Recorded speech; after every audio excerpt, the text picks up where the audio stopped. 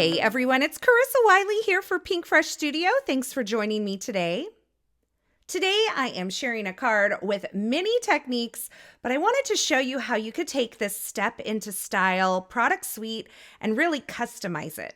Today I'll be using the stamp set for this because it's the easiest to mask of the elements that are in here between the press plate and the stamp set. And I'm going to start by mounting it in my Misty stamping tool. Now I decided that I wanted my finished image to be a little more plain, to not include the little butterfly on the back of the heel of the shoe. So I'm taking some Post-it tape type tape and masking off that area of my stamp.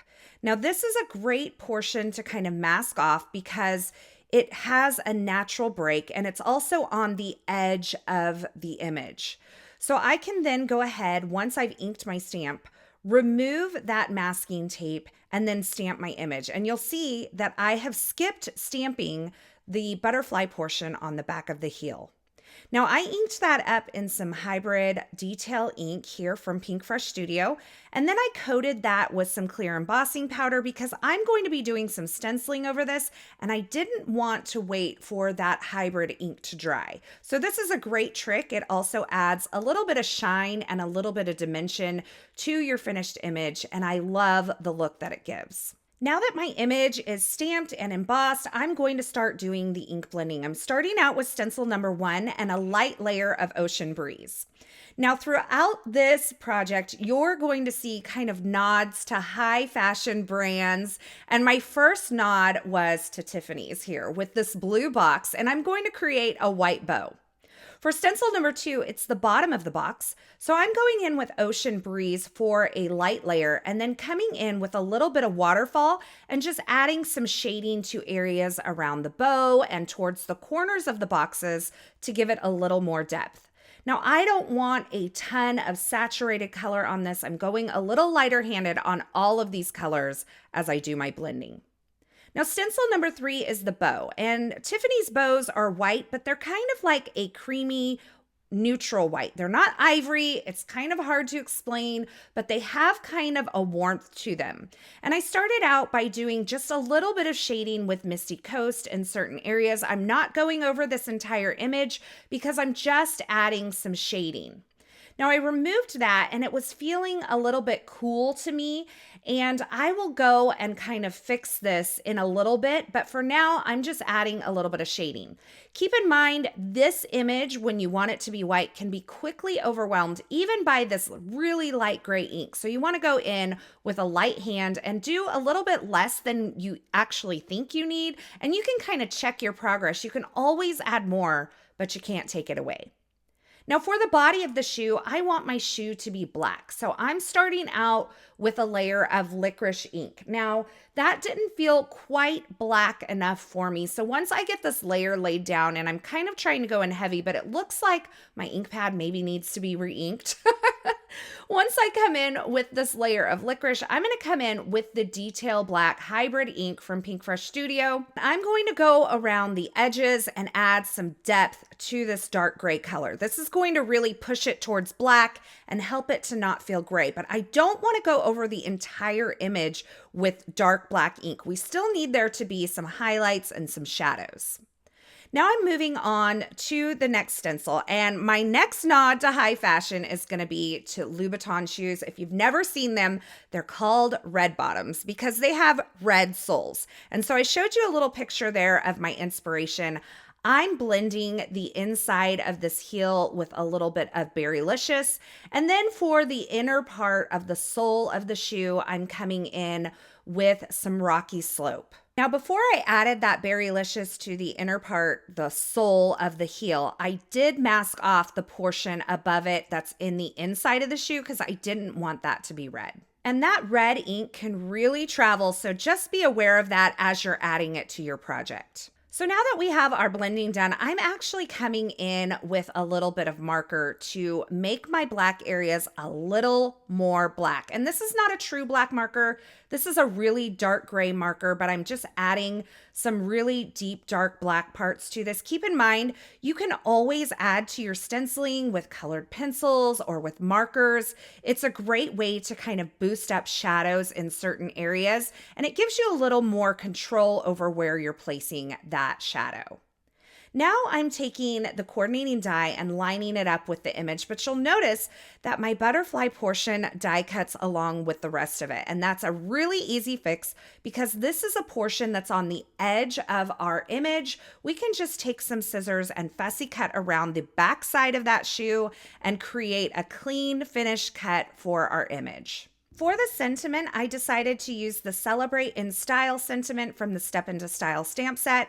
And I am heat embossing this on white cardstock using some gold embossing powder. So I prepped the surface of my cardstock with a powder tool. I stamped in Versamark ink, and then I added my gold embossing powder and I heat set that.